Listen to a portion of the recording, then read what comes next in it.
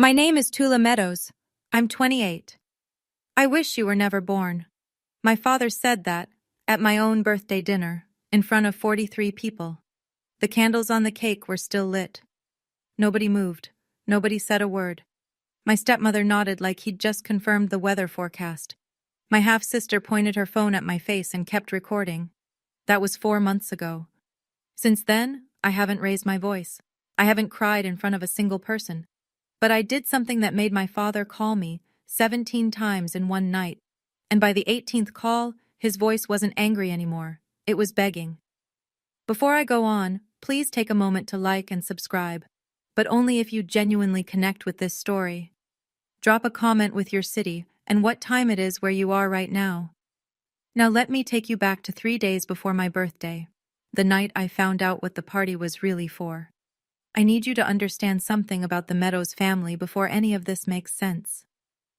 My father, Gerald Meadows, is 58, broad shoulders, deep voice, the kind of man who walks into a room and expects everyone to rearrange themselves around him.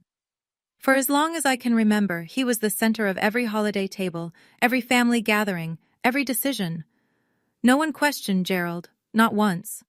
My mother, Emily, died when I was 8. Complications after a surgery, something that went wrong months after she had me. I didn't understand it then. I barely understand it now. But what I understood early, what I felt in every silence, every skipped bedtime story, every look my father gave me when he thought I wasn't watching, was this. He blamed me. He never said it out loud. Not back then. He didn't need to. It lived in the things he didn't do. He didn't come to my school plays. He didn't hang my drawings on the fridge. When I got the flu in 4th grade, it was my grandmother, Eleanor, who drove 40 minutes to pick me up. Not him. Eleanor was my father's mother. She was the only person in that house who made me feel like I had a right to exist. She called me my girl. She came to every single recital. She died 2 years ago, and some days I still reach for my phone to call her. After my mother passed, my father remarried. Linda Holt became Linda Holt Meadows. She brought Brielle, her daughter, from a previous marriage. Brielle was 4 years younger than me, blonde, loud, and instantly, permanently, the favorite. I was moved to the smallest room upstairs. My mother's photos came down. Linda's went up. And that was just the beginning. 4 years ago, my father lost his job at a logistics company. Downsizing, they said. He never looked for another one. I was already working as a registered nurse at the community hospital. 12-hour shifts, night rotations, the kind of tired that sits behind your eyes and doesn't leave. When the first mortgage notice came, Gerald left it on the kitchen counter without a word. Linda mentioned it at dinner like she was commenting on the weather. Someone should probably handle that, she said. She looked at me. So I handled it. The mortgage, the electric, the water, the property tax, the homeowner's insurance. $2,800 a month straight from my paycheck. I set up autopay so I wouldn't have to think about it. I told myself it was temporary. Gerald would find work. Things would balance out. They didn't. Instead, Linda got comfortable. She discovered my credit card had a supplementary card, one she'd somehow talked Gerald into authorizing. I'd see charges I didn't make. A $300 coat for Brielle, shoes, a handbag, then a $1,200 designer bag charged 3 weeks before my birthday. When I brought it up, Gerald shut me down in 4 words. She's your sister, Tula. She wasn't, but I stopped correcting him years ago. What kept me quiet was a promise. Eleanor, in her last weeks, held my hand and said, "Keep this family together, my girl. They'll fall apart without you." I believed her. I thought if I just kept paying, kept showing up, kept being the responsible one, eventually they'd see me. Eventually my father would look at me and see something other than the daughter who cost him his wife. I was wrong. But that $1,200 bag? That was the first crack. 3 nights before my birthday, I came home from a double shift at 1 in the morning. The house was supposed to be dark. It wasn't. A light bled from under the kitchen door, and I could hear voices, low, deliberate, the kind people use when they don't want to be overheard. I stopped on the stairs, held my breath. Linda's voice came first, clear as glass. "We announce it at her birthday. 40 people. If she says no in front of everyone, she looks selfish. If she says yes, problem solved. My father's voice, slower. And if she makes a scene? Then you do what you should have done years ago. A pause. Cut her off. I pressed my back against the wall. My scrubs were still damp from work. My hands were shaking. Not from cold. They were talking about my savings, $52,000, 6 years of overtime, holiday shifts, skipped vacations, every dollar I had that wasn't already draining into their mortgage and their electricity, and Linda's credit card charges. Brielle was engaged. I didn't even know until that moment. And they wanted my money to pay for her wedding. Not asked, wanted, planned, choreographed, down to the audience. She owes this family, Linda said. Her voice had no hesitation. It's time to collect. I backed up the stairs, one step at a time. My heart was slamming so hard I was certain they could hear it. They didn't. I sat on my bed in that tiny room for 2 hours. I didn't cry. I stared at the ceiling and thought about every payment, every silent dinner, every time I swallowed the word no, because I was afraid of what would happen if I said it. Something shifted that night. I didn't know what yet, but it was already moving. The next morning I sat in my car in the hospital parking lot and made a phone call I'd been putting off for 2 years. Margaret Calloway, 64, estate attorney, my grandmother's closest friend for 3 decades. Eleanor had mentioned her name exactly once in her final days, in a voice so quiet I almost missed it. If you ever need to understand what I've left behind, Eleanor had whispered, call Margaret. I'd written the number on the back of a grocery receipt and tucked it into my wallet. It stayed there, untouched, through Eleanor's funeral, through 2 years of bills and silence and a house that never felt like mine. Margaret picked up on the second ring. Tula Meadows, she said, like she'd been expecting me. Your grandmother told me you'd call eventually. I need to know what she left, I said. I think I need to know now. Come to my office. There are things your grandmother wanted you to know, when you were ready. She paused. Are you ready? I think so. Then I'll have everything prepared. I scheduled the appointment for the following week, after the birthday dinner. Whatever was coming, I needed to get through Saturday first. That afternoon, Brielle found me in the kitchen. She held up her left hand, wiggling a diamond ring I'd never seen before. You're gonna help with my wedding, right? She smiled. Dad says you have some savings. I looked at the ring. I looked at her face. She wasn't being cruel. She genuinely believed I existed to fund her life. That was worse. We'll talk about it later, I said. I didn't know what Margaret had for me, but I knew one thing. Whatever Eleanor left behind, she left it for a reason. My grandmother was a careful woman, very careful. Let me tell you what $52,000 means when you're a nurse. It means 6 years of picking up every holiday shift nobody wanted. Christmas, Thanksgiving, New Year's Eve. It means eating leftovers from the break room instead of going out. It means driving a car with 200,000 miles on it because the monthly payment on a new one would slow the savings down. That money was supposed to be my way out. A down payment on a small place of my own. A life that didn't revolve around auto-pay transfers to a house where nobody thanked me. If I gave it to Brielle's wedding, I'd be starting from zero at 28 with nothing to show for a decade of work.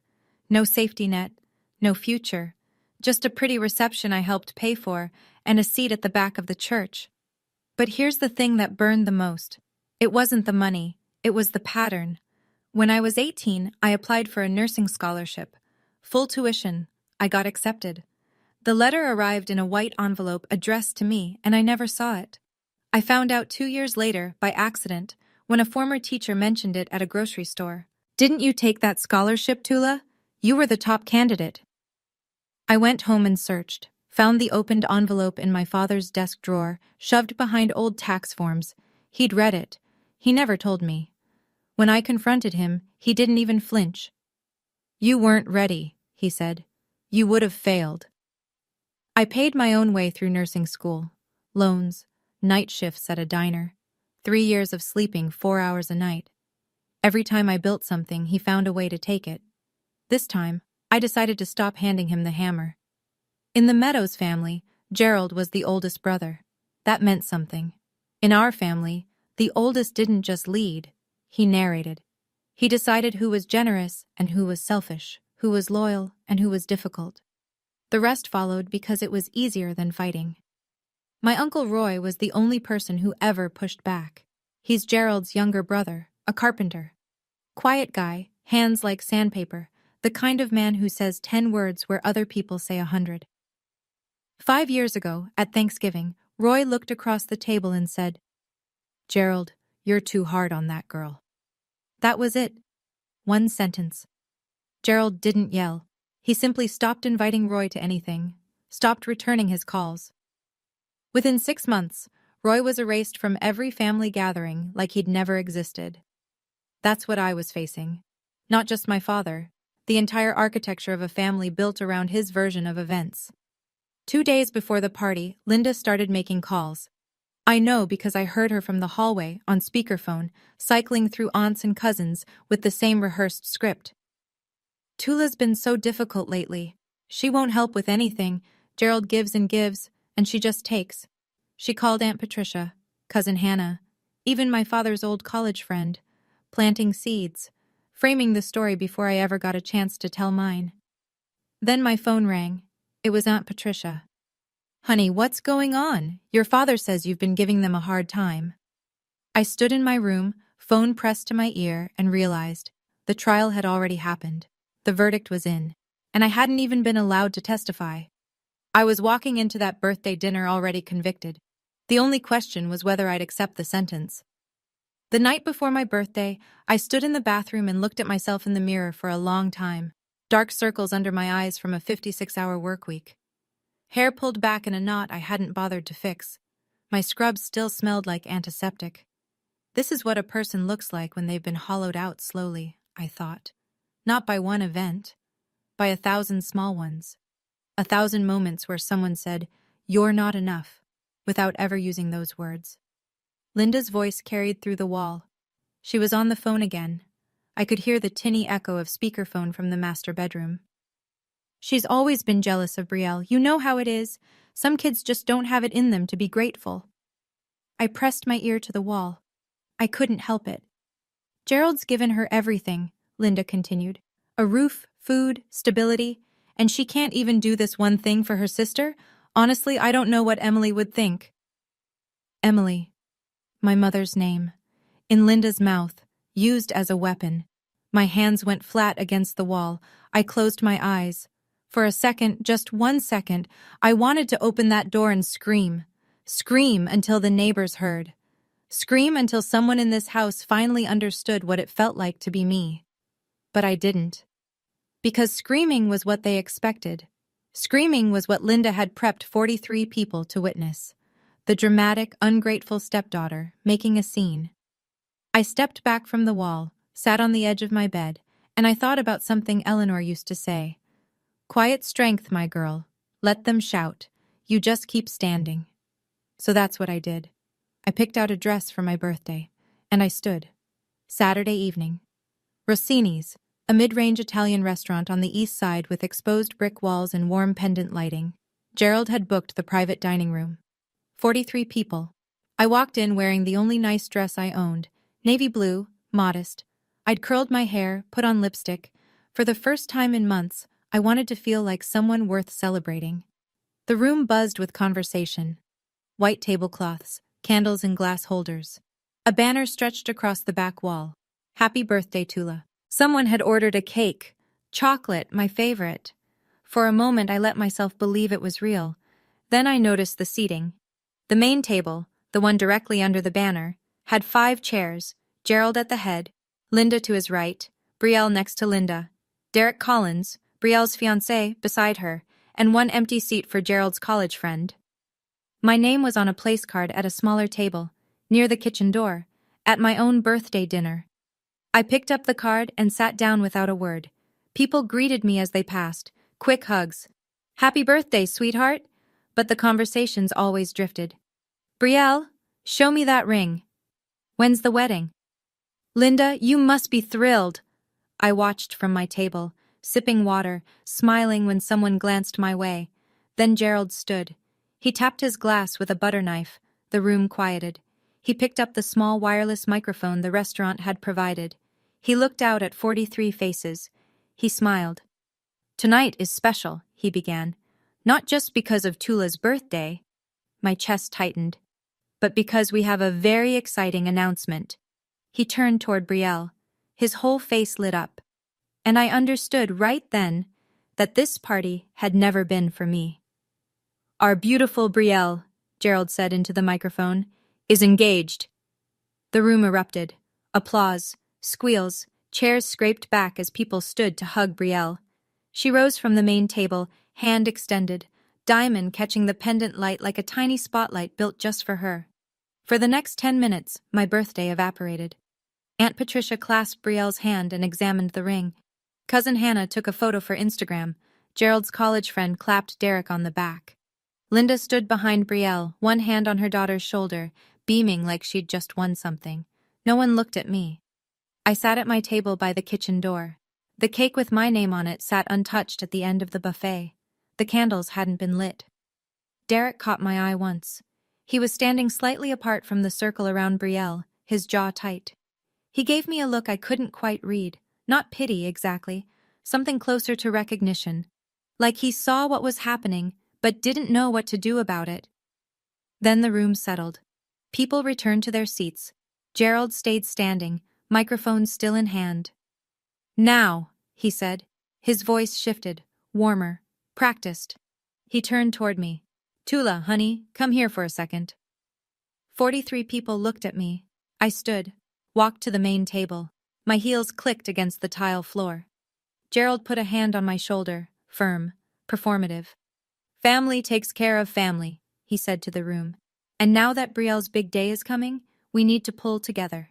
He looked directly at me. "Tula, we need to talk about the wedding budget. Not in private, not later. Here, now, in front of everyone, exactly as Linda had planned." "Tula has been very responsible with her finances," Gerald said, addressing the room like a keynote speaker. "She's been saving for years, and I know she'll want to help her sister have the wedding she deserves." He squeezed my shoulder. The pressure said, "Agree." I stood still. Linda leaned forward in her chair. She dabbed her eye with a napkin, a gesture so practiced it could have been choreographed. "It's what your mother would have wanted, Tula." The room went soft. A few people murmured. Someone whispered, "Oh, Emily, my mother, my dead mother, used to guilt me into writing a check in front of 43 witnesses." I felt the blood rise to my face. My pulse was so loud I was sure the people at the nearest table could hear it. "This is my birthday dinner," I said. My voice came out steady, quiet. "Can we not do this here?" Gerald's smile thinned. His hand dropped from my shoulder. "Another time?" He shook his head slowly. "You always say another time, Tula. Not now. Never when it matters." His volume climbed. Not shouting. Gerald never shouted. He commanded, "I have given you a home, a family, 20 years of patience, and you can't do this one thing?" The room was a held breath, forks down, napkins still. Aunt Patricia stared at her plate. Cousin Hannah gripped her water glass. Brielle pulled out her phone, tilted the screen toward me. A tiny red dot blinked in the corner. Recording. I looked at the dot. I looked at Brielle. Her thumb hovered over the screen. For 1 second her hand trembled, like she almost lowered it. She didn't. Gerald stepped closer. His face was red now. "If you can't do this one thing for your family..." He didn't finish. Not yet. I spoke before he could finish. "I'm not giving away my savings, Dad." My voice didn't waver. "That money is for my future." The room shifted. Someone inhaled sharply near the back. I could feel 43 sets of eyes on my skin like heat lamps. Gerald stopped moving. His jaw tightened. Something behind his eyes went flat, like a switch being flipped. He stared at me for what felt like a full minute. It was probably 5 seconds. Then he said it. "I wish you were never born." Not screaming, not whispering, just stating it. The way you'd read a line from a receipt. Factual, final. The room didn't gasp. It froze. Sound left the space entirely. I could hear the muffled clink of dishes from the kitchen behind the wall. The instrumental music from the overhead speakers suddenly felt obscene, like someone playing a flute at a car accident. Aunt Patricia set her fork down very slowly. Linda didn't speak. She simply looked at Gerald, then at me, and nodded. One small, certain nod. As if she'd been waiting for this sentence for years. Brielle's phone was still pointed at my face. Her hand was shaking now, but she didn't lower it. Derek, behind Brielle, pushed his chair back from the table, not standing, just creating distance. His expression had gone tight, closed, like a man recalculating something he'd already decided. I felt something crack inside my chest. Not break, crack, like ice on a pond in early spring, quiet, deep, the kind of fracture you can't see from the surface. I looked at my father. I looked at the room full of people who heard those words and chose silence. And I made a decision. I didn't cry. I picked up my napkin from the table, folded it once, twice, set it down neatly beside my untouched water glass. I looked around the room one more time. 43 people. Some stared at their plates. Some looked at Gerald. A few looked at me. With what? Pity? Shock? I couldn't tell anymore. It didn't matter. Nobody spoke.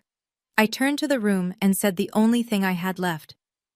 Thank you all for coming to my birthday. Then I picked up my bag from the back of my chair, walked across the dining room, and pushed through the door. The night air hit me like cold water. I made it to my car in the parking lot before my hands started shaking. I sat behind the wheel for 3 minutes, gripping it, breathing through my nose like I was coaching a patient through a panic episode. Then I reached for my phone. One contact. One call. Margaret Calloway picked up on the first ring, at 10:15 on a Saturday night. Margaret, I said. I want to come in tomorrow. I'm ready. A pause. Then her voice. Calm, unsurprised, like she'd been keeping a seat warm. I'll have everything prepared, Tula. 9 a.m. I hung up. I didn't know what everything meant yet. I didn't know what Eleanor had left behind, or why Margaret had been waiting for my call for 2 years. All I knew was that my grandmother had never done anything without a reason. She was deliberate about her recipes, her garden, her Sunday phone calls. She would have been deliberate about this too. I turned the key in the ignition and pulled out of the parking lot. I didn't look at the restaurant in the rearview mirror, not once. 6:30 a.m. The house was silent. I'd packed the night before. One suitcase, one duffel bag, only things that were mine, clothes, my nursing license in its frame, a photo of Eleanor and me at the county fair when I was 11. I left everything else. I carried the bags downstairs in 2 trips, stepping over the creaky 3rd step by habit. No one stirred. Gerald's snoring rumbled from behind the master bedroom door. Linda's sleep mask was probably still on. At the kitchen table, I sat down and opened my laptop. 15 minutes of precise, quiet work. First, I transferred my savings to a new account at a different bank. Every cent moved. Second, I called the credit card company's automated line and canceled the supplementary card, effective immediately.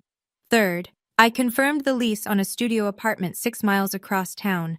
I toured it the previous week on my lunch break without telling anyone. 400 square feet, clean, mine. Before I left, I placed a single envelope on the kitchen counter.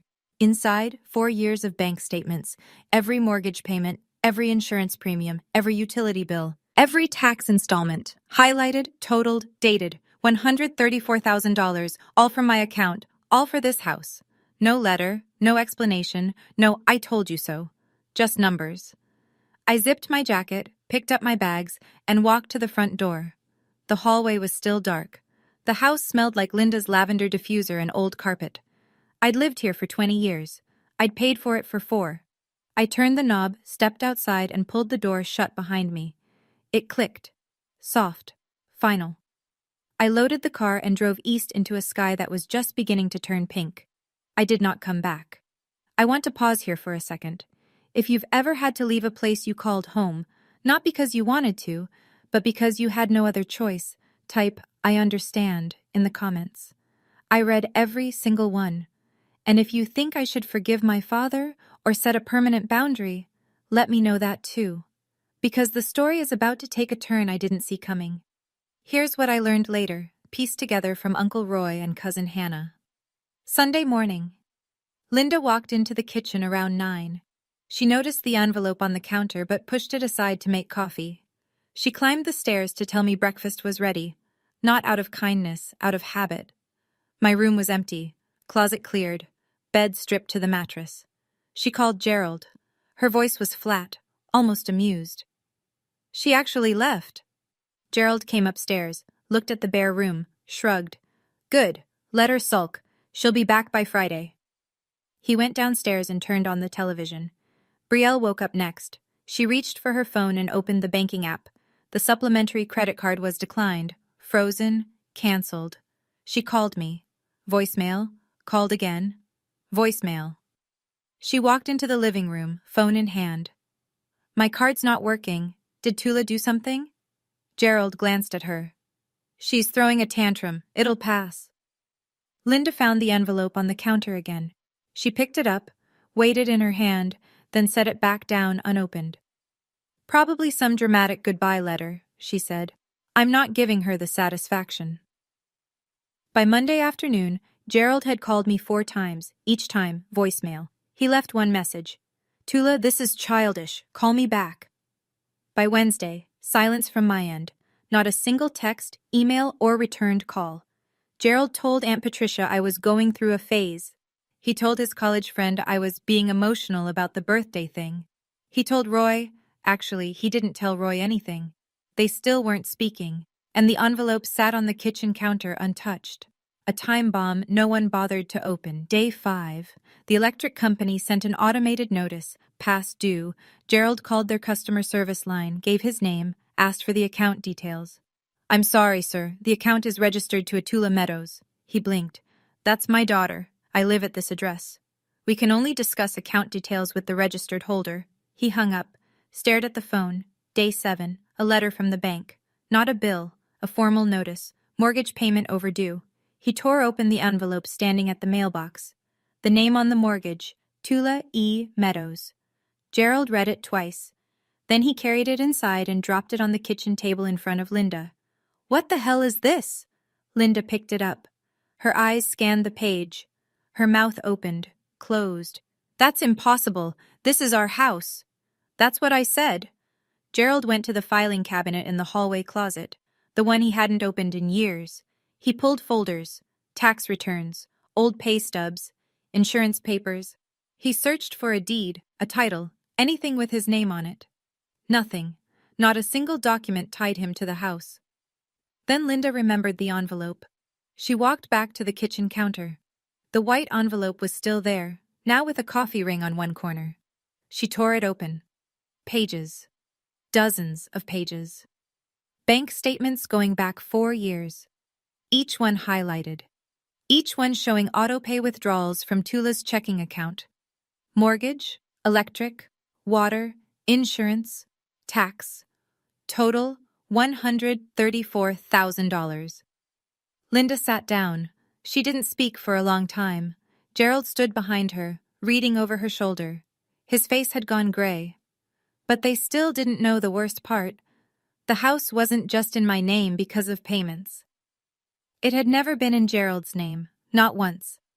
Gerald did what Gerald always did when he lost control. He picked up the phone and started narrating. Within 24 hours, half the family had heard his version. Tula walked out. Tula canceled the credit card. Tula stopped paying bills. She's punishing us because she didn't get enough attention at her birthday. Some people believed him. They always had. But something was different this time. Some people remembered that night at Rossini's. They remembered Gerald's face when he said those words. They remembered the silence that followed. And they remembered that not a single person in that room, including themselves, had stood up. Cousin Hannah called me on a Thursday evening. I almost didn't answer. But Hannah and I had been close once, before Gerald's gravity pulled everyone into his orbit. Tula, what's going on? Your dad says you're trying to punish them. I leaned against my kitchen counter. My kitchen counter, in my studio apartment, where the only sounds were mine. Hannah, I said. Did he tell you what he said to me at my birthday? Silence. What did he say? Ask him. Ask him in front of people. She didn't respond for a moment. Then, quietly. I was there, Tula. I heard it. I didn't know what to do. I know, I said. Nobody did. Meanwhile, Gerald made one more call. He drove to Uncle Roy's house, the brother he hadn't spoken to in 2 years, and knocked on the door. Roy opened it, looked at Gerald for a long time. I need your help, Gerald said. Tula's gone off the deep end. Roy leaned against the doorframe. Gerald, did you really say that to her? At her birthday? Gerald's jaw tightened. She provoked me. Roy shook his head, slowly. A father doesn't say that, not to his child, not ever. And he closed the door. He found me on a Tuesday, I don't know how. I suspect he called the hospital and someone mentioned seeing me near the east side. Or maybe he drove around until he spotted my car. Either way, I came home from a shift to find Gerald Meadows standing outside my apartment door, arms crossed, jaw set, looking like a man about to deliver a performance, not an apology. I unlocked the door, stood in the frame, didn't step aside. You need to come home, he said. This has gone far enough. I looked at him. My father. 58 years old, gray at the temples, the same broad shoulders, the same voice that used to fill every room. But standing in my hallway, under fluorescent lighting, he looked smaller than I remembered. You told me you wished I was never born, I said. In front of 43 people, on my birthday. I was upset. You were being difficult. Saying no to giving away my savings is not being difficult, it's being an adult. His nostrils flared. I'm your father. Then act like one. We stood there, 3 feet apart. The hallway smelled like someone's dinner. Garlic, onion, something warm that had nothing to do with either of us. You can't just leave, he said. His voice dropped. Not softer. Thinner. Bills are piling up. The mortgage is late. Linda is not my responsibility, I said. Neither is Brielle. Neither is the house. I paused. You told me you wished I was never born. I'm simply granting your wish. I closed the door. Gently. No slam. No dramatic exit. Just a soft click and the sound of his breathing on the other side. He stood there for a while. I know because I watched the shadow of his shoes under the door. Then he left. But he didn't know what was coming next. 2 weeks after I left, Gerald called a family meeting. He chose the community center attached to our church, a beige room with folding chairs, buzzing overhead lights, and a coffee urn that was always either empty or burned. About 30 people came, aunts, uncles, cousins. Some I hadn't seen since Eleanor's funeral. Gerald stood at the front like he was conducting a town hall. Linda sat in the first row, tissue in hand. Brielle sat beside her, arms folded, phone face down on her lap for once. I asked everyone here, Gerald began, because we have a family situation that needs to be addressed. He launched into his version. Tula abandoned the family. Tula canceled the credit card. Tula stopped paying the bills. Tula is punishing all of them because of a misunderstanding at dinner. Linda dabbed her eyes, on cue.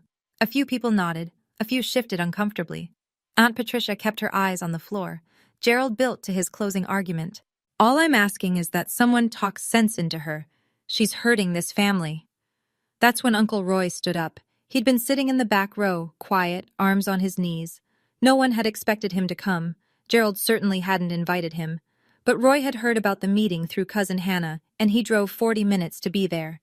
Gerald, Roy said. His voice was level, carpenter steady. Before you say anything else, did you invite Margaret Calloway? Gerald frowned. Who? Why would I? The side door opened. Margaret Calloway stepped in. 64 years old, gray blazer, reading glasses on a chain around her neck, a leather portfolio under her arm. She nodded once at Gerald. Mr. Meadows, I'm here on behalf of your daughter. She paused. And your mother. The room went dead silent. Margaret didn't rush. She set her portfolio on the folding table at the front of the room, opened it, and removed a single document in a clear plastic sleeve. My name is Margaret Calloway. I'm an estate and real estate attorney. I was Eleanor Meadows' legal counsel for 23 years, and her friend for longer than that. She placed the document flat on the table.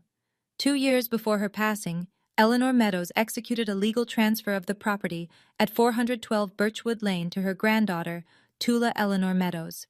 The transfer was notarized, recorded with the county, and is fully binding. She slid the document forward. The deed, clear as daylight. Gerald stared at it. His face didn't move. "That's impossible," he said. "That is my house." Margaret looked at him over her reading glasses. "Your name has never been on the deed, Mr. Meadows. Your mother purchased the home in 1987. She chose who would inherit it." The room erupted in murmurs. Chairs creaked. Someone whispered, "Oh my God." Linda shot to her feet. "That can't be right. We've lived there for—" "You've lived there as permitted occupants," Margaret said, "not as owners." Gerald's hands gripped the edge of his chair. "My mother would never do this behind my back." Roy stood again. He'd been quiet until now. "She did, Gerald." His voice was low but firm. "I was there. I witnessed the signing." The room turned to Roy, 30 faces, recalculating. Gerald stared at his brother. "You knew?" "Mom asked me to be there. She said you'd understand eventually." Roy swallowed. "She also said you probably wouldn't." Gerald opened his mouth.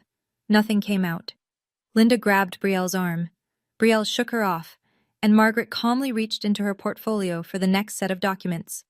"In addition," Margaret continued, unclipping a thick stack of highlighted pages, "over the past 4 years, Tula Meadows has personally paid the full mortgage, homeowner's insurance, property tax, and all utilities for the property at 412 Birchwood Lane." She spread the statements across the table like a dealer laying out cards.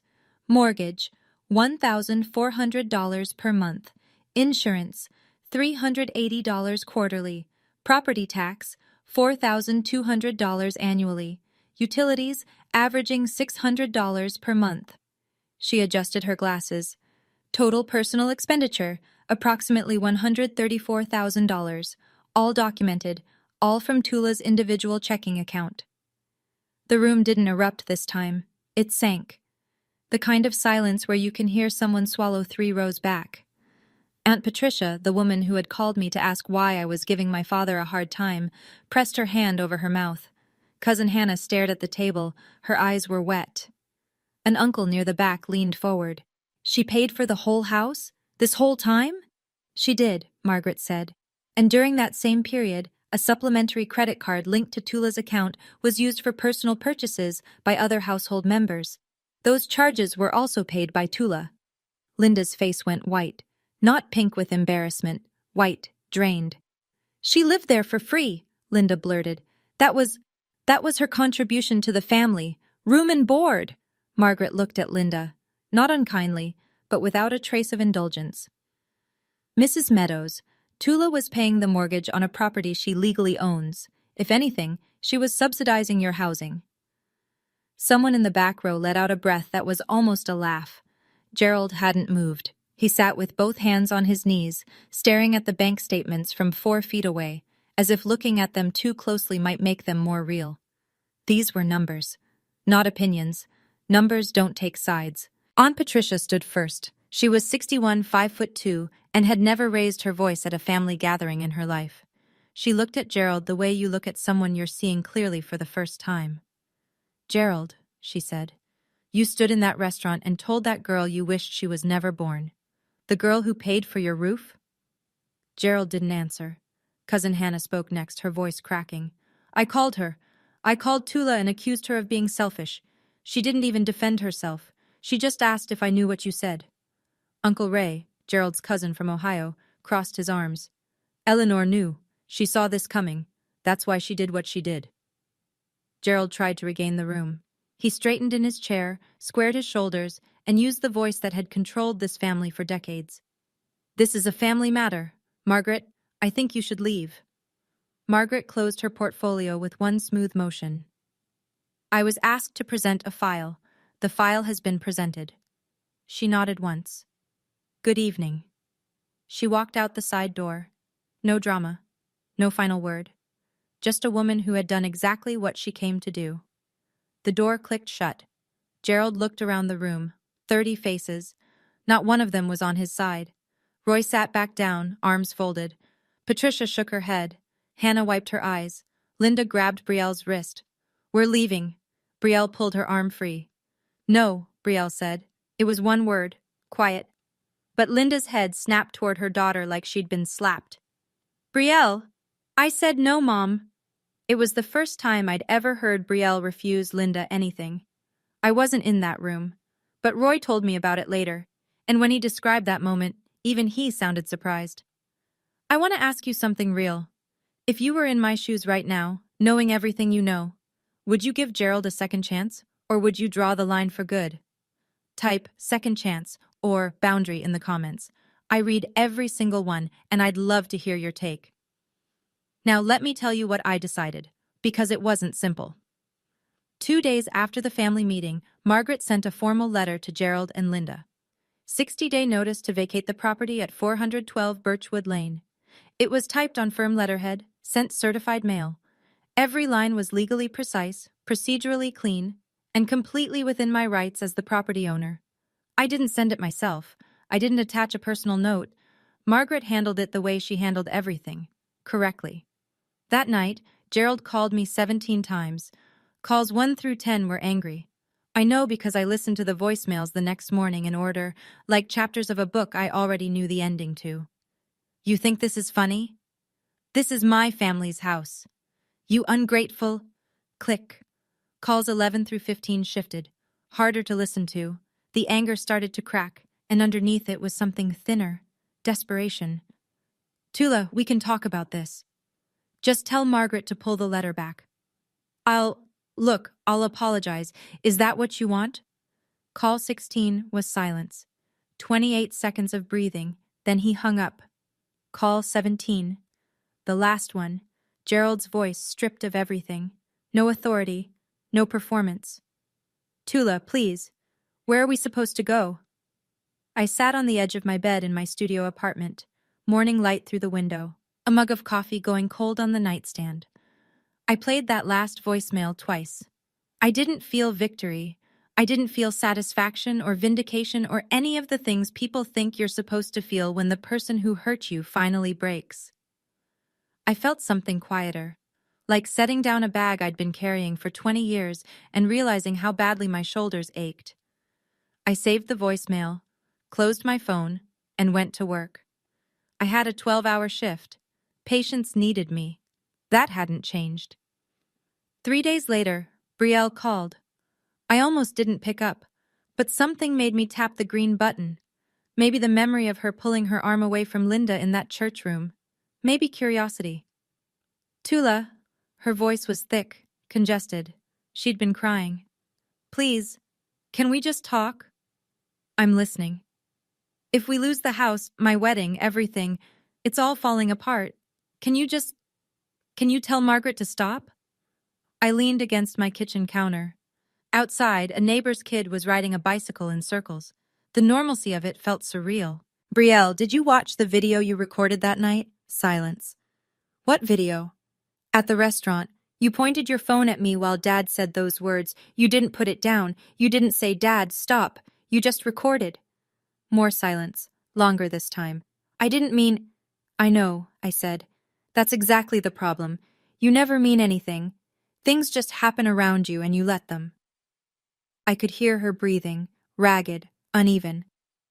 I'm not doing this to punish you, Brielle. I need you to understand that. I'm not punishing Dad. I'm not punishing Linda. I am done being the person who sacrifices everything so everyone else is comfortable. But where will we... That's not my question to answer anymore. A long pause. I could hear Linda's voice in the background, muffled, urgent, coaching Brielle on what to say next. I have to go, I said. Tula, wait. Brielle, I wish you well. I really do. But this conversation is over. I hung up. Set the phone face down on the counter. It was the gentlest ending I could offer. And it was still one of the hardest things I've ever done. But it wasn't the last call I received that week. The call came on a Friday evening. I didn't recognize the number, almost let it go to voicemail. But I'd had enough voicemails for one lifetime, so I answered. Tula, this is Derek Collins. I set down the takeout container I'd been eating from. Brielle's fiancé. We'd never spoken one-on-one before. Not once.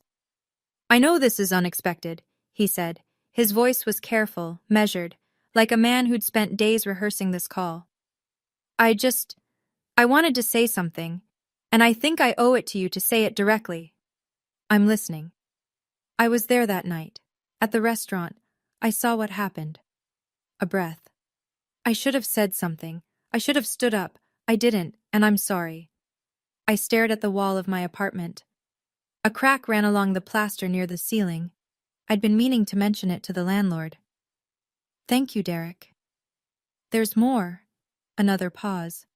I've been watching how your family treats you, not just that night, the months before. The way Linda talks about you when you're not in the room, the way Gerald takes credit for things I now know you paid for. His voice tightened. Honestly, Tula, I'm rethinking a lot of things. My chest ached, not from pain, from something rarer, recognition. That's between you and Brielle, I said softly. I know it is, but I wanted you to know. Someone in that room saw you, and what your father did was wrong. For the first time since the night of my birthday, my eyes stung.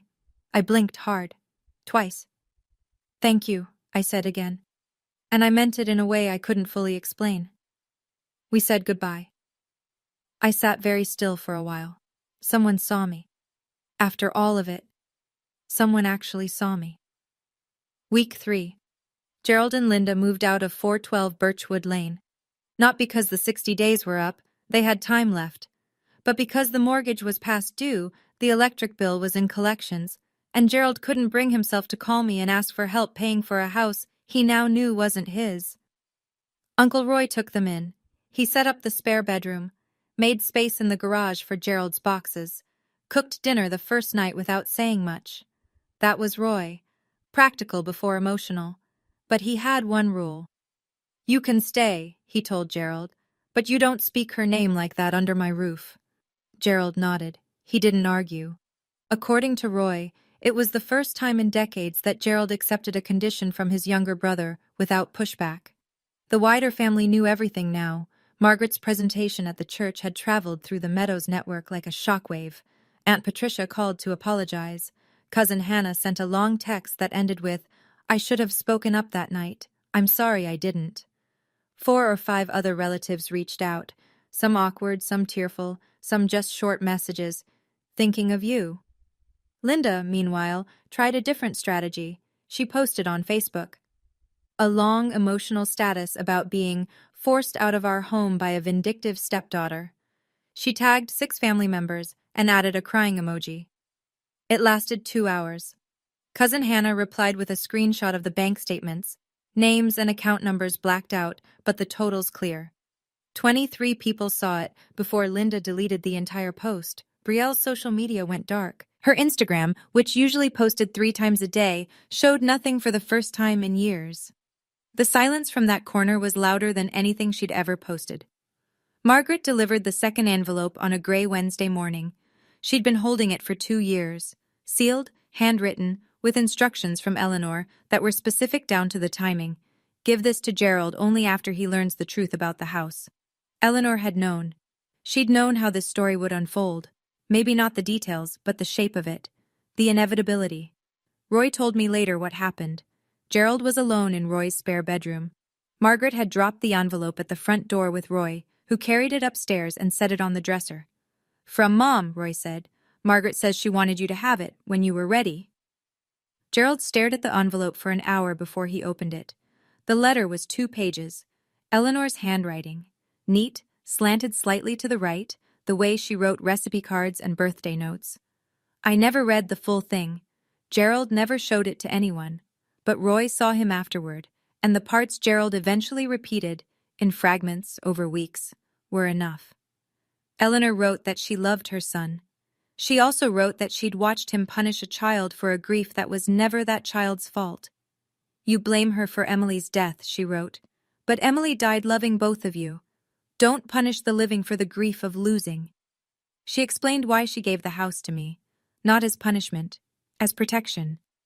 Tula is the only one in this house who knows how to love without keeping score. She's also the only one who would never ask for what she deserves, so I'm making sure she has it whether she asks or not. Gerald sat in that room for a very long time. When he came downstairs, his eyes were red. He didn't say a word. He called me 2 weeks later. I almost didn't answer. I'd gotten used to silence by then. The good kind. The kind that belongs to you because no one is filling it with demands. But I picked up. I don't entirely know why. Maybe because it was the first time he'd called just once, at a normal hour, without following up 17 more times. Tula. Dad. A long pause. I could hear Roy's house in the background. A clock ticking. Something humming. A refrigerator, maybe. I read Mom's letter, he said. I waited. I don't... He stopped. Started over. His voice was rough, unsteady, like he was speaking a language he hadn't used in years. I don't know how to fix this. I pressed the phone against my ear, closed my eyes. I'm not asking you to fix it, Dad. I'm asking you to stop breaking it. He didn't respond right away.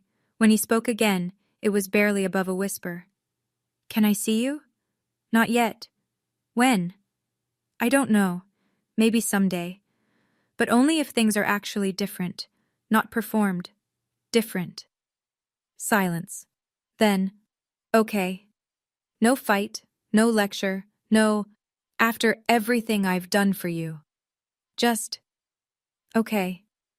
We stayed on the line for another 10 seconds without speaking. Then I said goodbye, and I hung up. I stood by the window in my apartment. The sun was setting behind the buildings across the street, turning everything gold and long-shadowed. I wasn't forgiving him. I want to be clear about that. Forgiveness isn't a phone call. It's not a single moment. It's a process that requires evidence, not just words. And I hadn't seen evidence yet. But I'd heard something in his voice I'd never heard before. Not an apology, something smaller, something that might, in time, grow into one. Or it might not. And I'd be okay with that too. 3 months later. My apartment is 400 square feet. The hot water takes 90 seconds to warm up. The walls are thin enough that I can hear my neighbor's cat meowing at 5 in the morning. It's mine. I still work at the hospital. Still take night shifts. Still eat leftovers in the break room on Tuesdays. But when I check my bank account now, the number is mine. Every dollar earned, every dollar spent, accounted for on my terms. Uncle Roy comes by every Sunday. He brings coffee from the place on Elm Street and sits on my second-hand couch and tells me about whatever he's building in his shop that week. We don't talk about Gerald much. We don't need to. Cousin Hannah has become something I didn't expect. A real friend. She texts me recipes. She showed up with a houseplant last month and a card that said, "For your new beginning." It sits on the windowsill next to Eleanor's photo.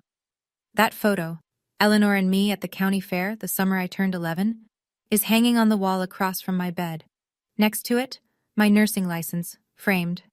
2 things I earned. 2 things no one can take. Last week, Derek texted me. Short, polite. He and Brielle have postponed the wedding. I need to figure out what kind of family I'm marrying into, he wrote. I didn't reply. That's not my story to write. Brielle hasn't called. I don't know what she's feeling. I hope, somewhere under the silence, she's asking questions she never thought to ask before.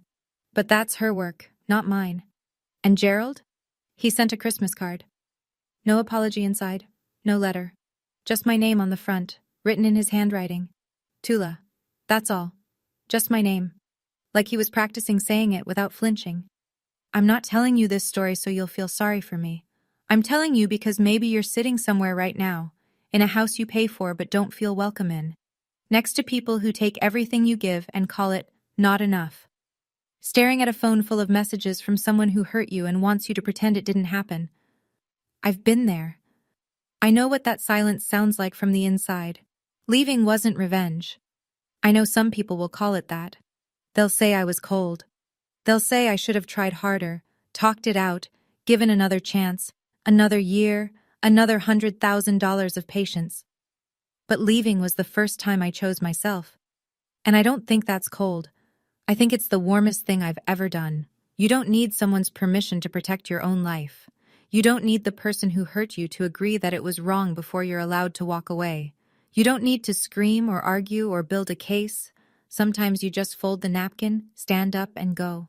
My grandmother taught me that, not in words, but in the way she lived. She loved fiercely and she planned carefully, and when she saw something wrong, she didn't make a speech. She made a move, quiet strength.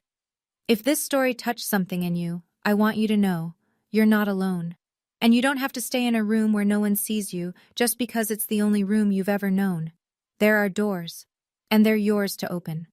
Leaving wasn't revenge. Leaving was the first time I chose myself. And I'd make the same choice again. Every single time. If you stayed until the very end, thank you, sincerely. Now I want to know, do you think Gerald has really changed?